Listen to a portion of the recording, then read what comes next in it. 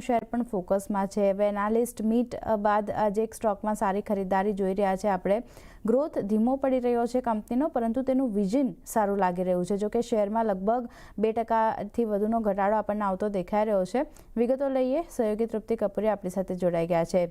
જી તૃપ્તિ, જણાવો, ઇન્ડિગોમાં એનાલિસ્ટ મીટમાં શું મુખ્ય વાતો બહાર આવી છે?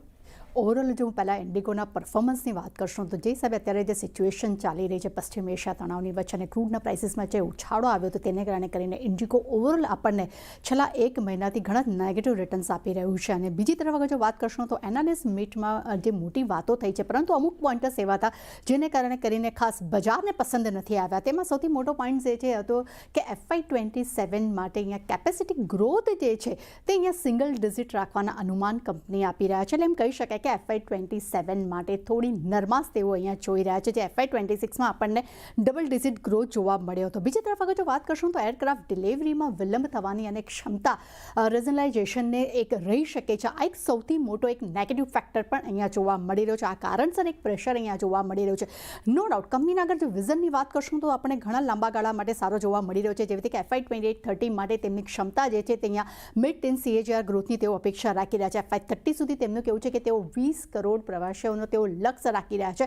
એટલું જ નહીં, 550થી વધુ વિમાનો અને 3000 વાર્ષિક ઉડાનની યોજના પણ તેઓ બનાવવા પર અહીંયા ફોકસ બની રહ્યા છે। બીજી તરફ ઇન્ટરનેશનલ માર્કેટને લઈને પણ તેમના વિઝન આપણને બહુ જ મોટા જોવા મળી રહ્યા છે। તેમનું કહેવું છે કે લોંગ હોલ નેટવર્ક્સ વિસ્તાર છે તેના પર તેમનું અહીંયા વધુ ફોકસ જોવા મળી રહ્યું છે। એટલું જ નહીં, ગ્લોબલ એવિએશન પ્લેયર્સ બનવાની દિશા પર કંપની પોતે પોતાનું કામ જે છે તે વધારી રહી છે, તેના પર પોતે અહીંયા ફોકસ પણ વધારતી જોવા મળી રહી છે। અને સાથે એરબસ ડિલિવરીમાં પણ તેમનું વિલંબ અને ફ્યુલમાં વધતા ખર્ચનો એક મુખ્ય પડકાર જે છે અહીંયા જોવા મળી રહ્યો છે।